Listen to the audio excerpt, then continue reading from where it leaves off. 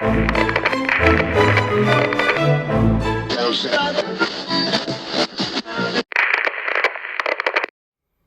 guys, welcome to the lab. We are back with some more exclusive content. This is going to be part 2 of our interview and episode with Greg from the Sneak This podcast. We kind of left off mid-sentence or mid-story with Greg. This is going to be the second half of it. I want to thank everyone who's taking the time to pre-order the first 2 hats, but we're going to let Greg tell the story and watch us build part 2, which is really exciting. It's 2 very beautiful hats that will be up for pre-order at the conclusion of this episode, and that pre-order will run until Sunday midnight, basically Monday morning. Hopefully you guys get a chance to check out this video. Greg was an awesome guest. He came ready with some awesome stories, and I really hope you guys enjoy this episode, and I'll be back at the end to recap. And so like I that's sort of like when I say I was built in the Bay Area, like I learned a lot out there, man. There's no areas like the Bay, San Francisco, Oakland, Richmond, Palo Alto. I've been shot at, I've been chased, I've done it all out there. You know what I mean? And it's like that reflection of it being here right now in Arizona, sort of like what I want to, represent with the next hat, Yeah. No, that's awesome. It's unfortunate Oakland keeps losing all their teams. I feel like just in our generation. Yeah, they've lost everything. They've even lost the Warriors, kind of. They're in San Francisco now, so it's like, man, Oakland is, it's a very, man. If you have to have ties and understand it to really know how awesome it is. Because if you don't, I could understand why somebody would go and be like, "This is a hellhole." Like, but like when you have a tie and a connection to the people and like the history and music. When we played high school basketball, E40, Ant Banks, a lot of those Bay Area rappers would come watch us play, and like they would kick it with us. Like, you know what I mean? Like we've been to like one of the players at our team. His uncle was Ant Banks, who was like a Bay Area rapper, and we would go to his house. He had like a regular house. We thought, boy, they're rich. I think back, it was a regular suburban house. You know what I mean? And they drove Range Rovers and stuff, but it was a regular house. But I remember going to Warriors camps, and the players would talk to us. And I just really learned a lot out there. I learned how to survive. I had a lot of those moments out there where it was like, oh crap, I got to get myself out of this. How do I get myself out of this and not anybody get hurt, die, I get hurt, I don't get lost? You had to figure it out. That BART station was a savior. If you could find a BART station, man, we could get home. We used to run across the freeway just to go to the movies. It was like, that's easier. We would run across this freeway. It was like 14 lanes. And we would just, I'm talking dip. If I thought about my kids doing that today, I would kill them. But that's how we survived. Like, you had to learn. Man, it was just the good old days. I remember a guy, I remember when rims first came out. Rims were like, a 16-inch rim was like 8,000. That's how rare rims were. Yeah. So I remember this guy had rims, right? He was driving it was an SUV, maybe like a Pathfinder, I don't know. But not everybody had rims. So seeing rims was like, ooh. And I remember me and all my friends, we would go to my friend's church and we would go down this crazy steep hill. It's the Bay. And we would go to this candy store. What's crazy is there was this house that had this KKK. It used to say KKK live here, don't come here. That was some crazy times, right? We went downhill, saw this Pathfinder on 16-inch rim. Me and my friends were like, ooh, look at those rims. These is crazy. Man, that guy came out the store and pulled a gun out on us. We were like, what? He was like, you trying to steal my rims? And I'm like, man, no. We were saying they were tight. He was like, man, you better not be. And we were like, oh. Dude, hold on. What's funny? We were in Oakland. When I say we had to learn how to survive, we had to learn. I was just telling my wife this. I remember me and 2 of my good friends were walking in Richmond, right? We're walking in Richmond. And we see this dude coming towards us. So you don't think much about it. And I think I was in 7th grade, 8th grade. My friend was in 8th grade, maybe the other one's 8th, 9th. And I remember my friend had a heart monitor on, right?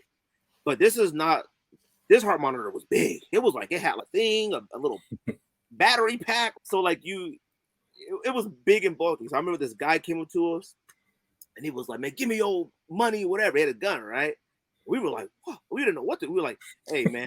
So we started pulling out our little cash. We had like $10 on us. And my friend lifted his shirt and he seen my friend's heart monitor. Oh, no. And he goes, what the heck is that? And my friend goes, I have a heart condition. It's a heart monitor. And he goes, man, he felt bad. He put his gun away and left. We were like, well, let's get on the park. There you go. Head to the park. That's a rare instance where it came to his advantage. Oh my gosh, that was so funny. But that was talking like LA with the Dodgers hat, and then Oakland with the A's hat, and like here in Arizona, like I said, my entire family. We got a little bit of family in Texas, a little bit in Chicago, some in Alabama, but majority of my family Arizona. All went to elementary school, high school, born here, raised here, all of them, right? And my dad always tried to get a Kmart store in Arizona so we could be with family, but we just never could. And I remember that day when he decided, and this was like when Kmart was sort of like on the decline, like downhill. He made a career change to pharmacies. So he was like, yo, I got this opportunity to work at our grocery store chain out here is called Fry's. It's like our major chain. And he was like, I got the opportunity to do these Fry's grocery store pharmacies and in Arizona. And it was like a celebration, like finally, like all our family was happy. It was just like finally, right? So then we moved here. And like I said, my dad passed away pretty much like that year. And it was crazy because like back in the Bay Area, he had just started teaching me how to drive. And I was driving that same pickup truck that he had to pick me up in. I was just learning it. Like I'm literally learning how to drive the like month that we're preparing to move to Arizona, right? And so then we got to Arizona. We had to stay at my grandma's for a while till we could decide what city we're going to live in because like typically we lived in the suburban areas. We stayed in like San Pablo for a little bit, but like my dad didn't want us in those areas. We stayed in the suburbs, So it was like, did we stay on the south side of the Phoenix? South Phoenix is it's considered like the black eye of Arizona. It's like the bad part. South Phoenix and the west side. That's how it's portrayed. But when you're from there and you know it, you love it. You know what I mean?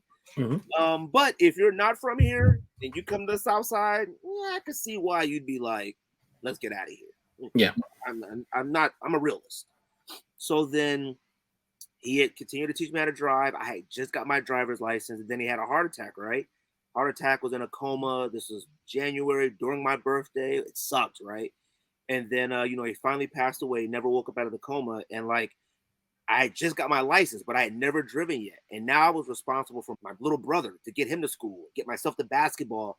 And I'm like, oh my God, I'm now driving his truck. And mom was going through her stuff, but my mom's a soldier, a trooper. Like, I never seen my mom cry during that time. You know what I mean? Never. At the funeral, she did. But I remember being in bed and I could hear her in her room crying. It used to kill me, right? Yeah. And nobody ever worried about me and the family. They knew Greg was solid. Greg could take care of himself. Greg wasn't going to get in no trouble. Greg was going to have good grades. I was essentially that. I had my uncle to follow. My uncle was 1 year older than me. He was the same way. We stayed in the path. If he would have joined the gang, I would have joined the gang too. I'm not going to lie to you. Like, that's just what it was. If he went to this college, I went to this college. He went to this other college, I went. I followed his path, and it just grew and grew, went to college and met my wife, and it's just crazy. And my best friend at the time was dating my wife, but I wanted her more, so I had to take her. What do you do? So I did everything in my power to get her from my best friend. Not the most solid thing to do to your best friend at the time, but I knew she was going to be my wife. And our very first date was at the Diamondbacks game. I had never been to a D-backs game yet, and she worked for a credit union, and they had free tickets. Now, we were friends. We were just friends. But to me, this was okay. This is where I'm gonna, I gotta show her. I gotta lay it on a little thick. How you do. Little chit chat. And she had a son at the time. Oh, has a son. Is my stepson now. He was 2 years old at the time. Now he's 24. Trying to get him out of the house. But that was like what I remember. And I used to be fascinated by the Diamondbacks' original colors, right? Yeah. Because I was a huge, in fourth grade, Larry Johnson of the Hornets. I used to love those Hornets colors and whatnot. But I used to didn't like how bright the purple was. I used to love a deeper, richer purple and I remember we were going to church, and this is another church. This was a church in the Bay Area in Pittsburgh that we used to go to, right? Mm-hmm. And this goes back to like just those life lessons, right? I remember we would go to Sunday school, and man, I hung out with all the bad kids, I did. But I was the one that I think everybody's parents, all of the bad kids, their parents, I think were hoping I would rub off on their kids. Like, They used to love me. Oh, can Greg come over? Like, they loved me because they saw their kids were different around me. You know what I mean? And I remember we were at church and we were at Sunday school. And after Sunday school, they give us a little snack, some graham crackers or some Tampico, some cheap juice, whatever it was, right? Something weird, but that we were little kids, we ate anything. And I remember this, she was a church mother, her name was Mother Wilson, right? That's Mother Wilson. I couldn't, her first name may have been Hattie. I don't remember, but I think everybody old name was Hattie, it felt like at that time. So I remember I would hang out with these two brothers, right? One was older, one was younger. I'm not going to say their names, but one was bad. Like, you knew his future. I don't care. We knew his. And his other brother was just so, the spirit, he had it in him to not be it. But his environment, it was Pittsburgh. Pittsburgh is bad. I'm not talking about Pittsburgh, Pennsylvania. There's a Pittsburgh, California that is no joke, okay? Like when I played freshman basketball in Pittsburgh, typically when you would play sports, if you would play freshman, you would stay and watch JV play and watch varsity play. No. As soon as the game was over, you left. You had to go. Mm-hmm. I remember I was wearing Iverson's questions, and I was just fascinated with the crossover. Man, I remember I crossed this kid over in Pittsburgh. I mean, the crowd lost their mind. He was like, oh, yeah, we're going to see you later. Gotta go.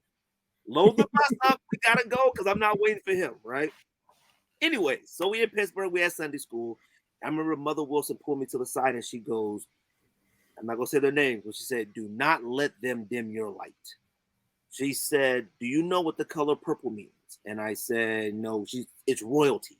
That's why I sent you that crown with the deep purple. She said that purple is royalty. She says, I see something in you that you may not be able to see. She said, but do not let, and she said them, particularly them. She said, do not let those two dim your light. And I was like, okay. I'm a little kid like, thank you, Mother Wilson. Can I have a graham cracker? Like, whatever. And it takes a while for those things to really resonate when you get older, And coming to Arizona, getting my wife, at the time, getting her to be my girlfriend. I had to betray a friend, and we may be enemies now. I don't know. It was such a weird time. But I was like, I feel like I have to do something special. So I always wanted to do a hat in deep, like the deepest purple that you could get. And I wanted the visor to be that purple as well. The crown and the visor to match. I wanted it to be like, because I was like, I like the Diamondback purple, but that's too light for me. I'm talking like, I was trying to think of an example, So like, I don't want it to look like navy or dark. So maybe that. New Orchard. Yeah, see, I like how deep it is, but does that look purple though? Yeah, it does. So okay, this is the fabric version of it. Okay, so it's that deep orchard. Do you remember like the old Rockies where they used to have a deeper purple, like that kind of purple? Oh, okay, that's perfect. That's perfect.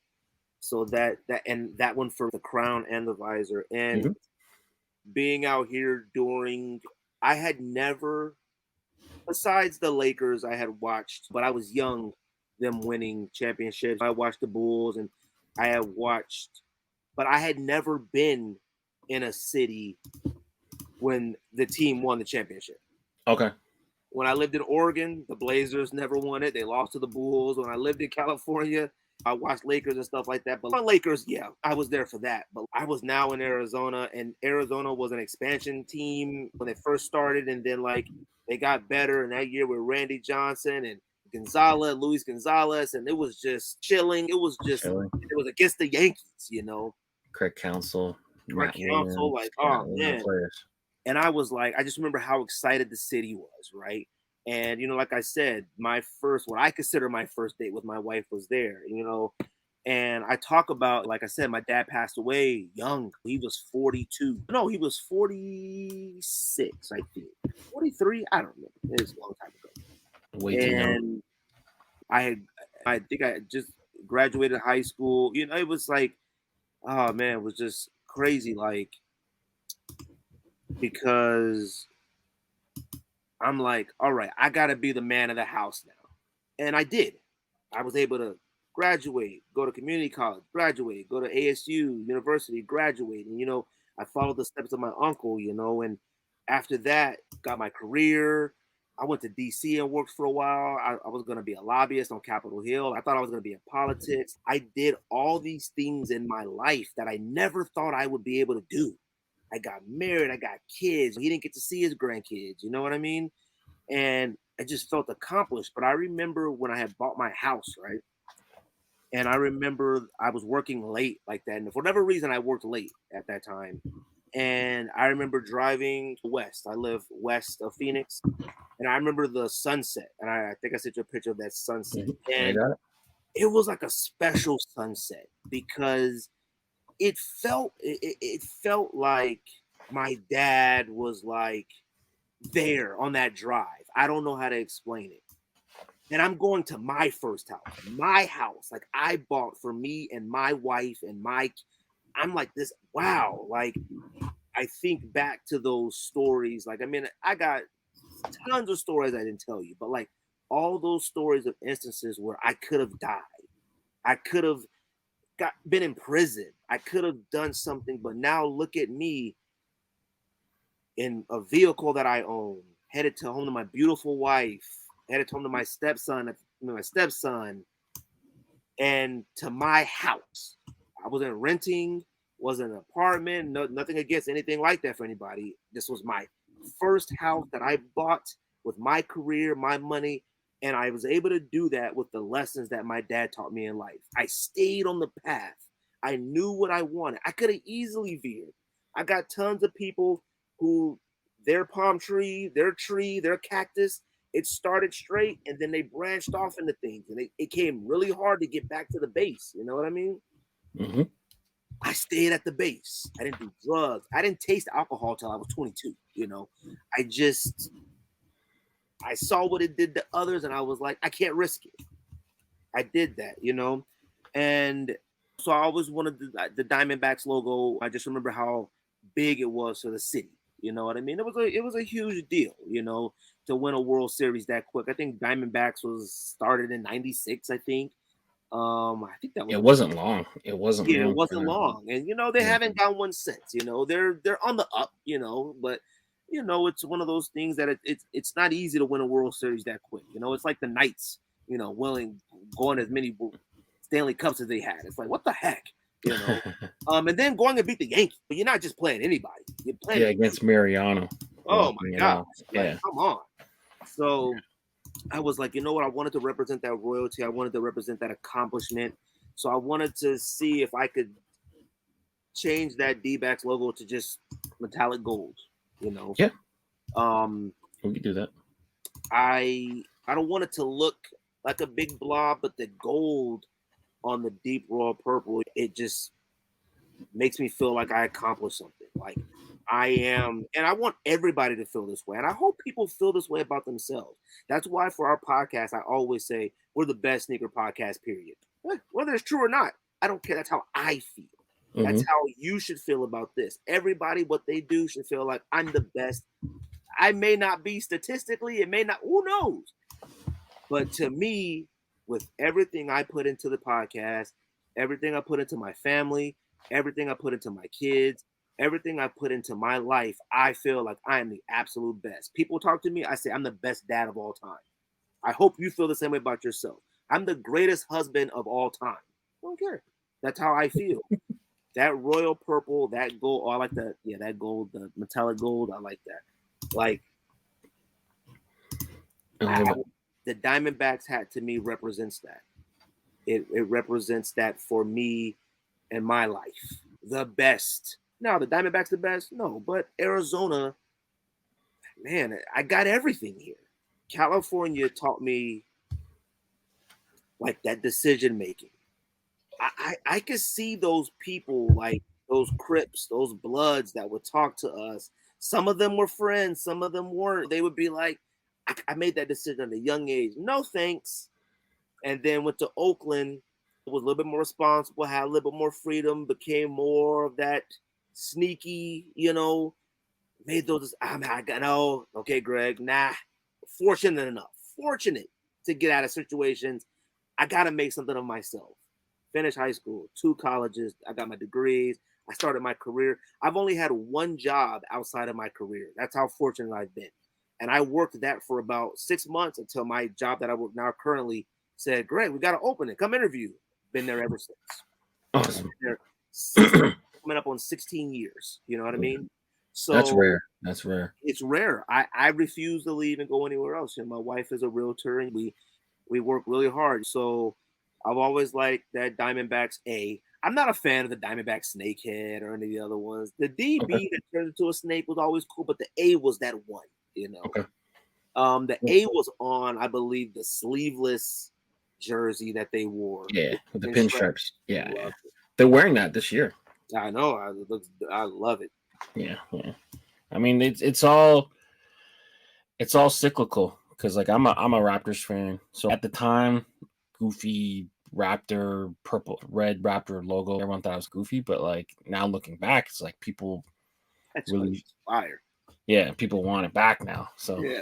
The only thing I didn't like about those Raptor ones was the pinstripes were jagged. Yeah. I used to hate that. Now I look at them, I'm like, oh, that's kind of dope. It's different. Like it was ahead of its time. Basically. It really was. Like that Raptors jersey and that Grizzlies jersey, when they both came into the league at the exact same time, that was like the first time you saw real creativity in a jersey. Hornets was dope with the pinstripes. When the Bulls got the pinstripes, it was like, whoa. In Orlando, and it was like, a lot of people don't remember when like the Orlando Magic and the Heat first got into the NBA. Like that was a big deal. Like, whoa.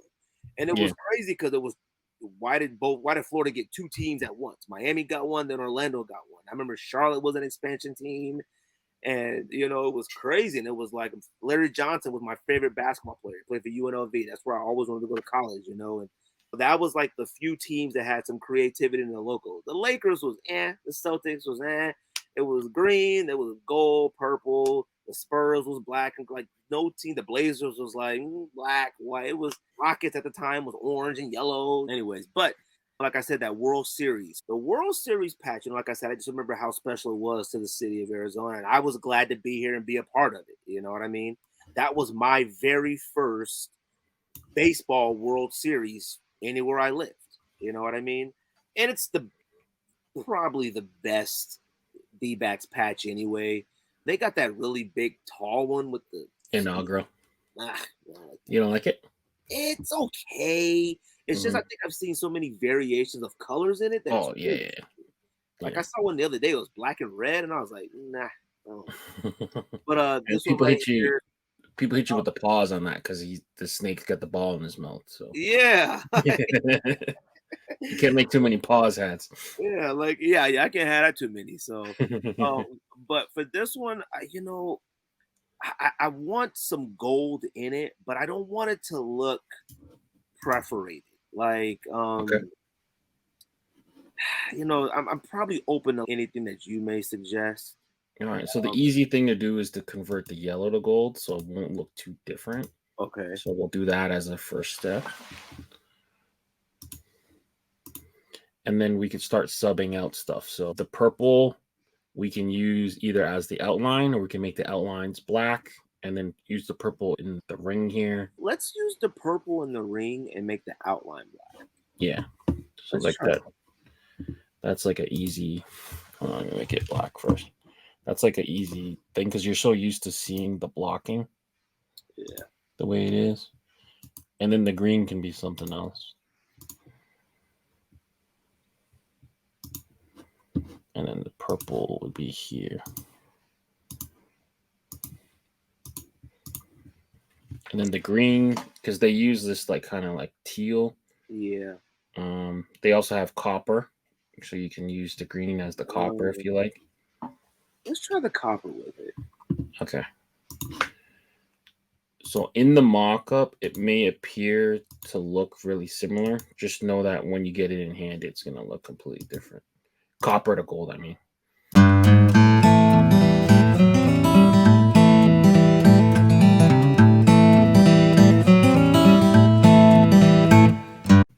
Sort of reminds you of Jackie Robinson. Oh man, people are spamming the hell out of Jackie Robinson right now. Really? Yeah, it's unfortunate. Before, as a fan, you could never get enough of it. Right. But I think once stores figured out, like, oh, like we could just put it on and not have any thought behind it. Right. It just ruined it. But like, it's unfortunate, right? Like even like the Jackie Robinson dunks, like they just didn't make enough. Like I don't understand. I know certain things, like, or even like Kobe's, like you just on purpose don't make enough. Like I don't understand. It's like, you know, with Jackie Robinson dunks, it's like it's such an important thing. It's like, you know, everybody should have the opportunity to own something of that cultural significance. You know what I mean? Mm-hmm. It's like, why select few can do that? You know, it's nuts. You know. Yeah. You know, but the Kobe's is making a big change soon. Pretty soon, like Kobe's are gonna be everywhere, like Jordans. Like it's gonna come to that at some point. Hopefully, start making some better colorways, but Kobe's they're gonna be out there soon. I think they have to, right? Just like, I mean, right now it's like you see like basketball players wear them OD, but like you should just be allowed to wear them. Like it shouldn't cost you crazy amount. So it makes no sense. I don't know how this hat would look in hand, but I like it. You know, I like it. What about the up top? What do you got? Grommets? No, the holes. Oh, the eyelets. I would make those tonal. They're just black, so you see. Okay. Yeah, that's what I would want too. Okay. Yeah. They're just kind of there to show you where they are, but yeah, I usually make them tonal. All right. So for this guy, we can make him gold as well if you want. Yeah, let's do that. And do you want to make any changes to the red and the blue? Can we do the purple? Yeah. You could be both sides purple. Yeah. I like that.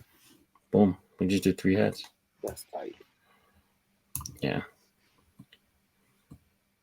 No, that's a cool story, man. No one, I don't think anyone's ever come with such a tight story for all their hats. I feel like now they're almost obliged to make them all. Right. So smart. No, but I'm really happy with this. Yeah, of course, man.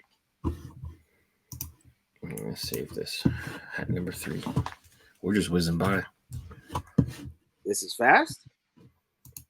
Yeah, to me. Oh, pretty really? fast.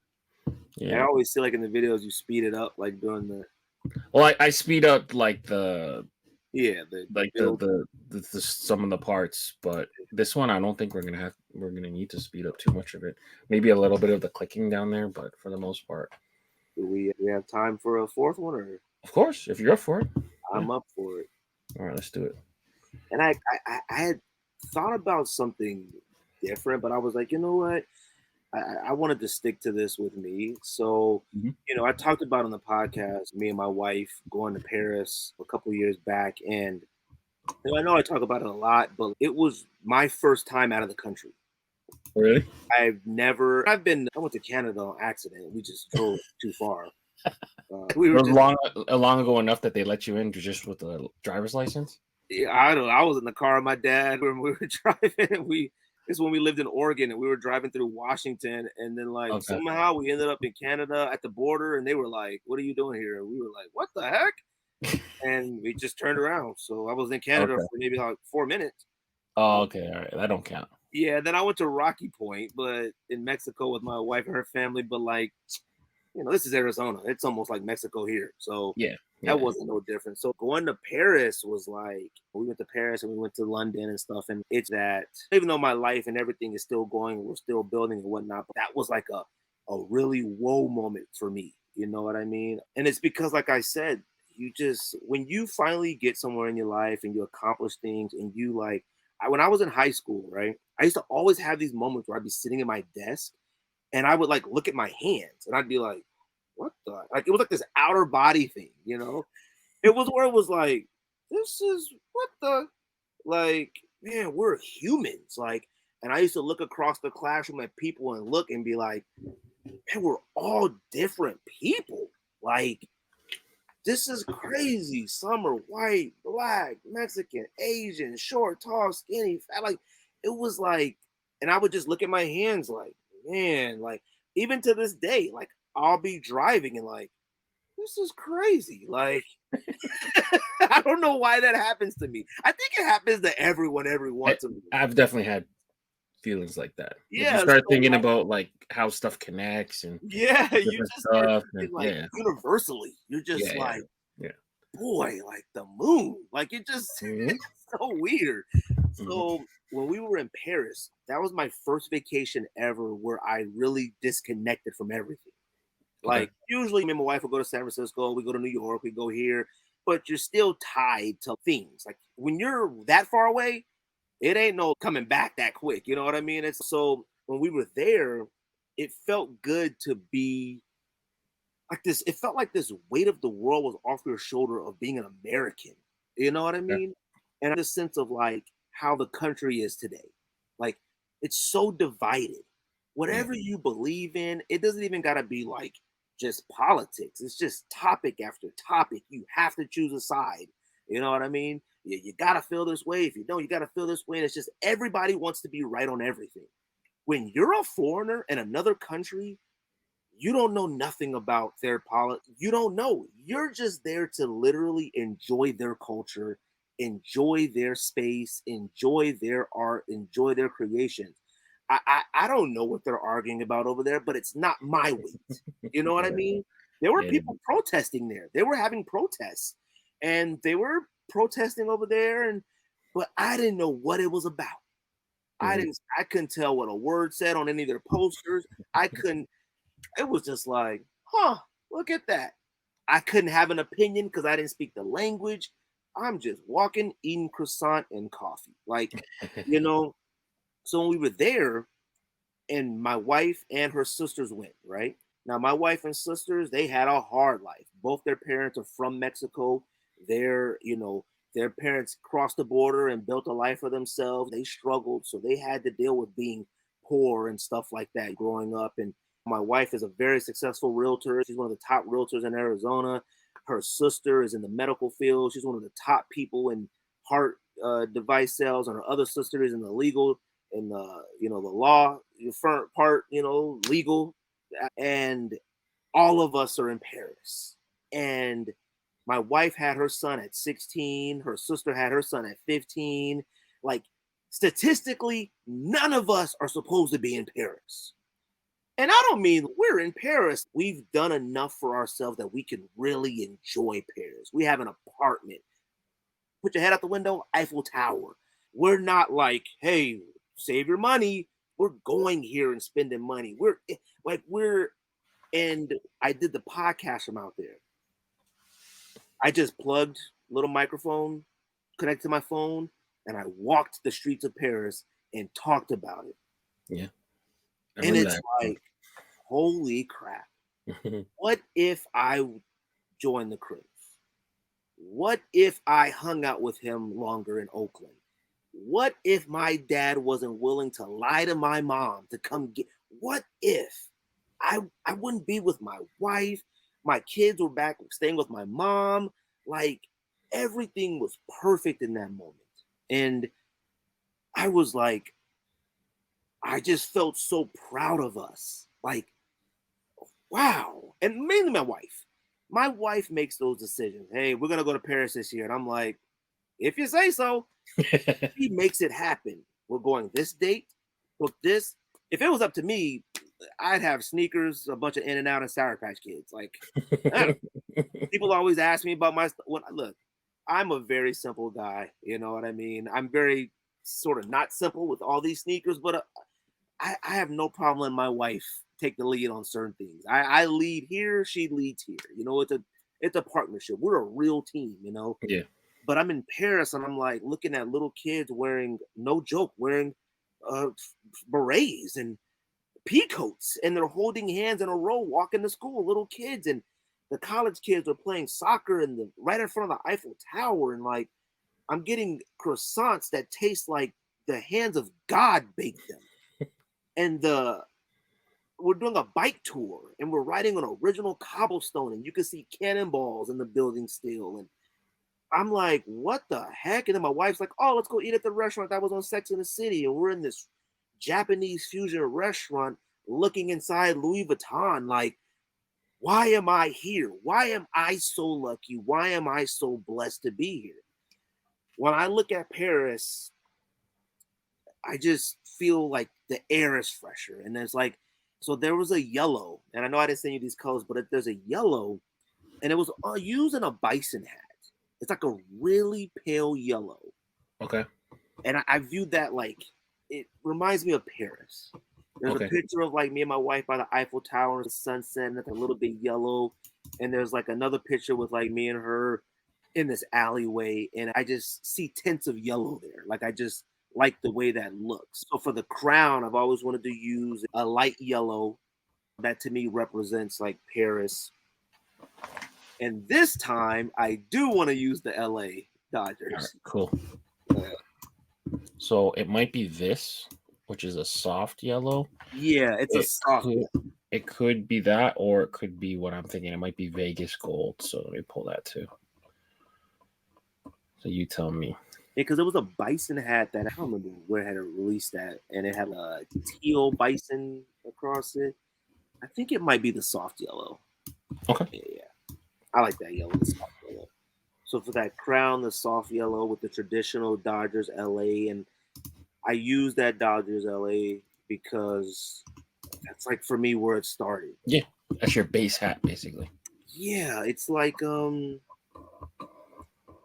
know, it's one of the major cities, and I got the opportunity to start there. Young age, you know, I left Oregon at a young age. But like, I was in the thick of it there. Like, we were in Inglewood, you know, like, you know, we hung out in Compton and Crenshaw. We did all of that. And I wanted to build a visor. I wanted to be Dodger blue as well. Okay, that's easy. You know, the yellow to me just represents, like, to me, what I feel like of Paris. It just felt really clean and refreshing, and it was very special for me to have a lot of moments with my wife where it was like us, you know, like no kids, you know, because we thought about taking our kids, and thank God we didn't, because there's no chicken tenders in and you ask for a pepperoni pizza in Paris, they're like, yuck. Yeah. They already don't like it when you don't speak their language sometimes. Yeah, I think they got annoyed when like they happened to keep giving us the English menus, and I was appreciative that they had them, but I could tell that, like, I mean, man, I was so enthralled in Paris, I was about to start smoking cigarettes. Like, I was this close to start smoking cigarettes. Like, I love it. I talked to my wife. I'm like, yo, if we could get an apartment out there one day when we retire, I would love it. Like, yeah, there's something really humbling about being somewhere that people have lived for like thousands of years. Like, you know, like whatever city you go to, it's like, okay, yeah, we've probably been here like a couple hundred, whatever. Yeah. But like we're talking thousands. So it's like you're walking around, the cobblestone's super old. You don't even know like how long it's been there for. Like, you see like an old fence to be like, oh yeah, that fence was to keep the Vikings from, you know, raiding us and stuff like that. Like, whoa, it's such a crazy feeling. Yeah. Like, we did a bike tour thing. We were riding on the cobblestone. We ride by like an elementary school. You ride by elementary school out here, well, not in Arizona because it's too hot to do anything outside, but typically kids will be playing football, basketball. No, they were playing like they weren't even playing. They were just standing and talking. And I was like, where's the ball at? Like, they're just talking. And I'm like, boy, this is refreshing, you know? And all my hats, I choose the green under visor because it's like an OG hat to me. It's my favorite under visor. So It's the no argument. I got no issues with. I feel like people went stupid wild with the pinks and the light blues, and it was like, man, I can't buy a hat now. I was like, there was sometimes I was buying hats and didn't even know what the under was, and I'm like, oh my god, why'd they use pink? But that green to me just reminds me of, man, a lot of the OGs and super homies in California that were outside. Like, my dad would take me to a barber shop, and I remember it got shot up one time when I was in there getting a haircut. But I just remember all the OGs who took care of us. I remember one time, sorry, I got another story, sorry. I remember one time, like, we were in LA and we had to go do a wedding. I was a ring bearer in a lot of weddings in California. And I remember my dad was like, a dad moment. Let me show you how to pump gas, right? And there was always some cats hanging out. You didn't know if they were bad or not. It was LA. Everybody had a look. And I remember I was pumping gas. He was showing me how to pump gas in a car. So it's like father and son. So you put it in the thing and you hold the trigger. And I'm like, wow, like I feel like a grown-up, Dad. And I'm pumping the gas. And I pulled it out while still holding the trigger. Oh, shit. Yeah. Gas. We were soaked. Spraying everywhere, right? And we were just, I couldn't see. It was in my eyes. It was on our face. We were just like this. And those guys that, like, anybody would think were just some thugs or some gangsters or something, they scooped me up and took me to the back of the gas station with the faucet and washed my face. Like, washed my face, cleaned my dad was taking care of himself. They cleaned my face, got the gas on my face. These probably actual gangsters. And I remember when I could finally see and they're throwing, and I'm like little and I'm looking up, I can see the green under their hat. I remember a lot of things, man. Yeah. Like, the sun was shining, but my eyes are burning, and I just remember all of them they were wearing White Sox hats. One of my favorite hats is a pinstripe White Sox hat that Tupac was wearing, and I think Menace to Society. That's one of my favorite hats of all time. It's a snapback, and on the back of it had the White Sox. Yes, I have that hat. I love it. Yep. They were wearing some White Sox hats, and all this was. They were probably gang affiliated somehow. White Sox hats in LA. Typically, it meant you sold crack, but that wasn't until the 2000s. But anyways, but I remember that. So I said, "Oh, green under visors for me forever." Like, I love them. Anytime I could buy a hat with a green under visor, that's my go-to. I went to go buy a Dodgers hat the other day, and they were all black or something, and I was like, and this was at Lids, and no offense, Lids isn't my favorite place. Yeah. It's okay, you know. It's a fan shop. It really is, you know. But I was like, man, I need a green underbill. So that's why they're always green underneath. But and the side patch, you know, I don't know. I really wasn't sure what I wanted to do for a side patch. I thought about the sombrero, and I said the sombrero. You know what? I would like to do the sombrero. All right. So funny thing about this, I mean, it's not that funny, but they've vaulted it. Oh no, the All-Star Game one. Oh, 1959. Yeah. I think it got a PC canceled. Well, so, why do they vault certain ones? So I think that one. I'm guessing. I'm not sure. If I were to guess, someone probably screams culture appropriation in some fashion. Well, and, you know, I love that patch. Then I'll use the World Series one. So I told you I want to use the World Series. I'll use the World Series one. You know, 2020. Yeah, that was, and I'll talk about that too. Because before the Paris one, I thought maybe I'll make something that represents the podcast, but no, I wanted to stick with the theme of from the beginning to where I am right now. And the World Series one was special because they won the World Series on my dad's birthday. Okay. So me and George are doing the podcast, and we're doing it. And George is the biggest Dodgers fan on the planet. I've seen George. When it comes to the Raiders and Dodgers, George has broken MacBooks, slammed them on the ground. Watching sports with George is no joke. The greatest experience of your life. Like, it is insane watching sports with George.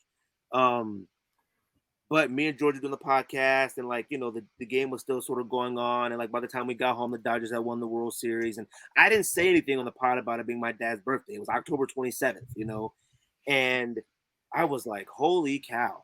Like the Dodgers, I've never seen the Dodgers win the World Series. As long as I live, I've never seen it. The Gibson, that was young. Actually, I don't even know if I was alive when Gibson. What year was that? 81, I believe. 81. I wasn't even alive yet. But that was a big thing around the bases. That was a big thing. I was alive. George was able to see it. I wasn't. George was born in 78, I think. So he was still young then too. But this was my first Dodgers World Series, and it happened on October 27th, which was my dad's birthday. And it was just very symbolic for me. And I'm in Paris because of him. You know what I mean? He taught me that stuff. That's why, like, I always, like, with my kids and with anybody else's kids, I try to give them lessons that they can take and carry.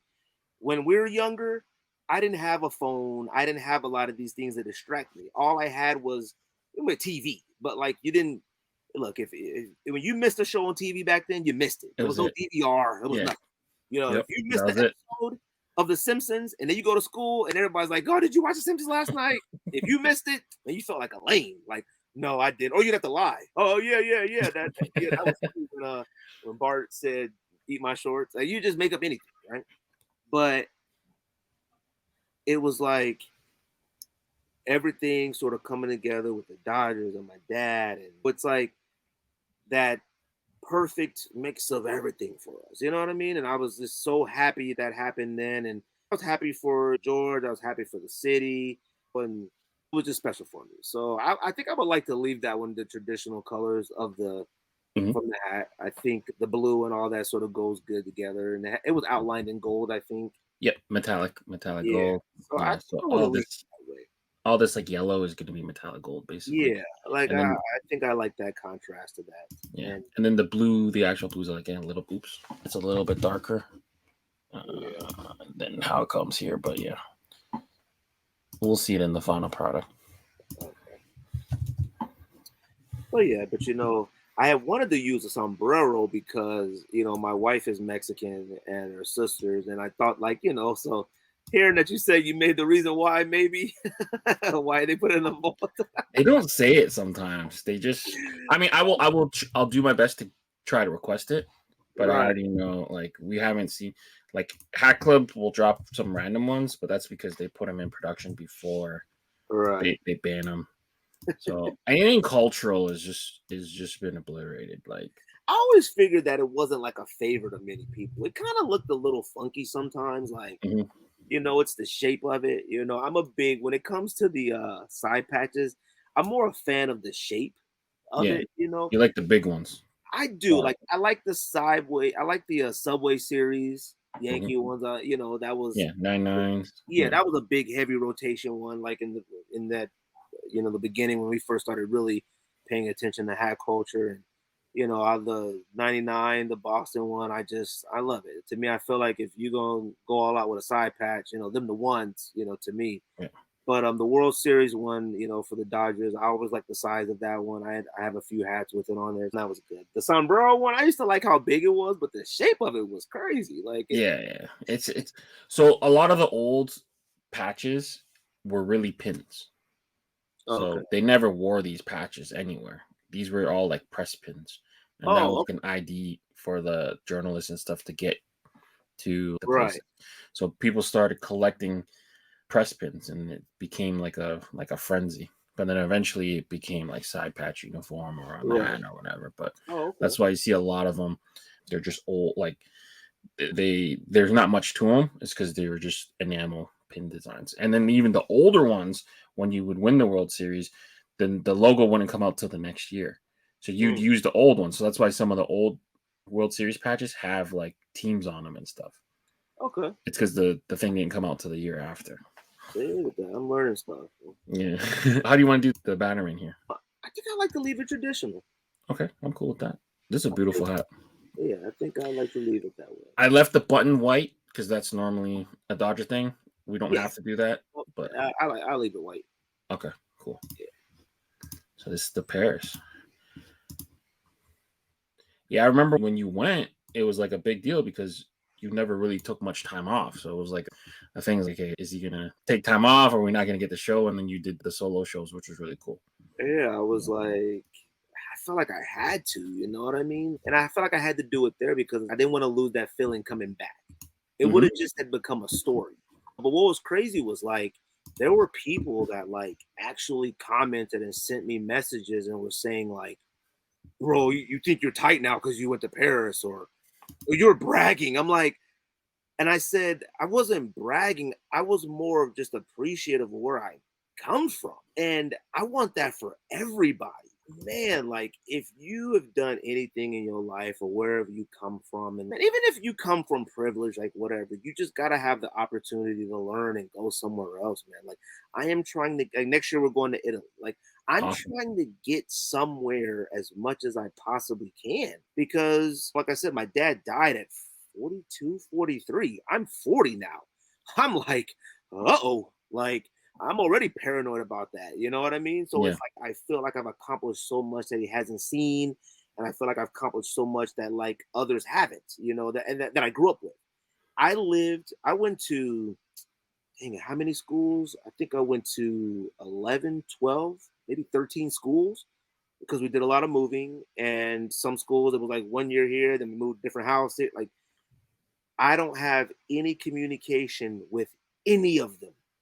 I'm talking best friends, people I grew up, zero. I just started reconnect. Shout out to Damian Bledsoe. Like he's a rapper out in the Bay Area. He's a real estate agent as well. Me and him talk through DM, through IG, and he watches the podcast and I listen to his music. And that's the only person from out of my entire life, from LA, from Oregon, from the Bay Area that I talk to. One. And I've had hundreds of friends. One. And honestly, some could be dead, some could be in prison, some could be filthy rich. I wouldn't have any idea. I seen one as a stand-up comedian, and I said, "Oh, good, I remember him. He was young, but good. Yeah. You know, he's doing something. You know what I mean?"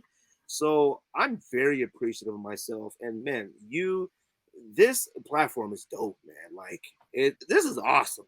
Like I'm glad you liked it, man.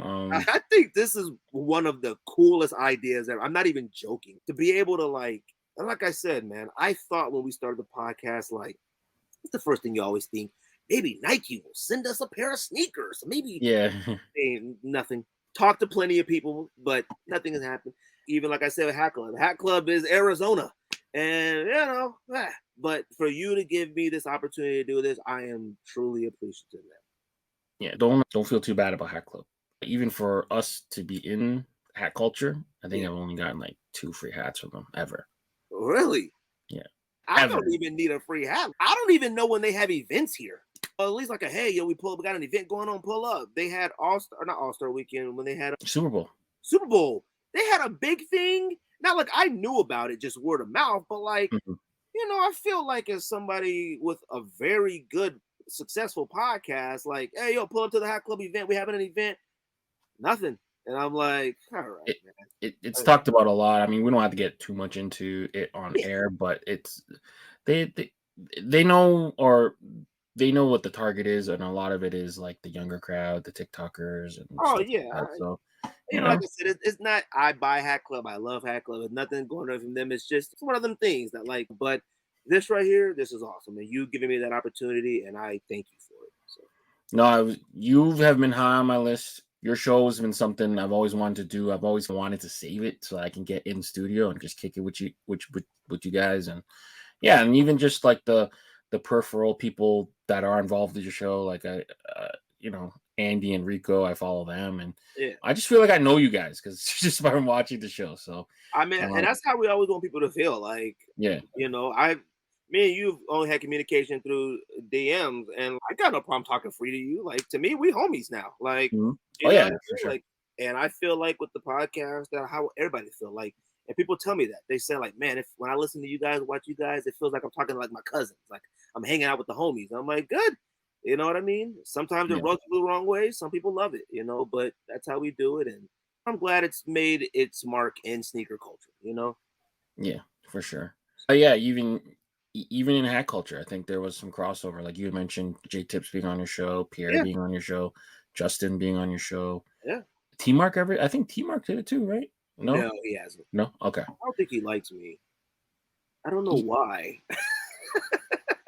I, I don't think he doesn't like you. Well, I don't know. I'm not going to speak for him, but he comes across as emotionless, but he's not bad once you. No, I feel like me and him got into it one time on social media, but Really? I could be making that up. I don't know. Okay. I've gotten into it with so many people on social media. I can't. Yeah. It's just, so who knows? T Mark does he's what I remember him for. I mean, I know he's like a crazy collector or whatever, but like I just remember his lives, and he just go on live and be like, "You ain't got this, you don't got this though," and he'll just go over his like many like fucking and honestly, they're fucking sick shoes. Like Right. he's got his connections, and he works his ways or his angles to get what he gets, and all power to him, man. Fuck it, right? Shout out to him, man. Shout out to him. Yeah. But yeah, you ain't got this though. You ain't got this one. I was like, fuck, man. I really don't got that one. But right. Yeah. That's funny. But yeah, man, thank you so much for kicking it with me. I mean, it's been a couple hours. It flew by. But yeah, like, you have anything to promote? Any upcoming projects? As just the podcast, trying to keep it going as long as possible. Like I said, we're on 340 episodes, and it's not an easy task. I got a lot going on in my life right now. George's got a lot going on in his life. He's heavy into sports cards right now, and he started his own business with sports cards. And my son is in club soccer, and I'm trying to like really keep him in that to push him so he could get to college and be whatever he wants to be. My daughter is in gymnastics and soccer and ballet and everything. And my wife is very busy, and I switched over in the IT world at my career. And it's like, all right, the podcast, awesome run. Maybe it may be time to wrap it up. I'm continuing to go on with it, but you know what I mean? Like, you just kind of let it go how you want to go. I'm very appreciative of how much we've done, our market and sneaker culture, how many people we've connected, what we've built from the ground up, the skills I've learned how to edit, to record, to do this. I mean, look at me. I'm wearing the newscaster. Wait, what's that? Yeah. We haven't got one of those yet. Any of this. I'm editing video and stuff like that, and all because of ridiculous bad habit that I have. You know what I mean? So, but I'm glad this bad habit started another bad habit and got us connected. You know what I mean? No, it's awesome. It's awesome. Man, I appreciate you, man. All right. But yeah, make sure you guys follow Greg, the Sneaker Podcast. And until next time, guys, we're signing out. Peace. Awesome. And there you have it. What an awesome guest Greg was. He came really prepared to tell his story and come into the lab ready to build. So I can't thank Greg enough. Make sure you guys follow him at the Sneaker Podcast. I had a lot of fun creating these 4 hats. These 2 hats will be up for pre-order directly with Preorder Sports. We will put the link in the description of the video, and these 2 hats will be up for pre-order until Sunday night, basically midnight Monday morning. So hopefully you guys get a chance to pre-order these hats. We had a lot of fun making them. I can't thank Greg enough. Also, thank you to the sponsor of this episode, Preorder Sports Colorado. Without you, a lot of this content would not be possible. So until next time, I'm Leon, and I'm signing out, guys. Stay fit. Peace.